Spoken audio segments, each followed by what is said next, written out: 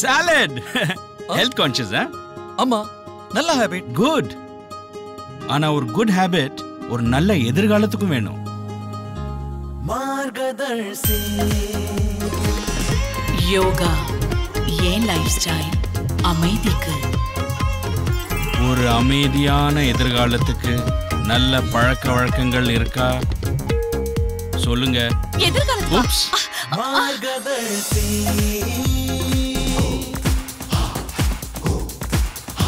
Excuse me, உங்களுக்கு எதுவும் exercise தெரியுமா?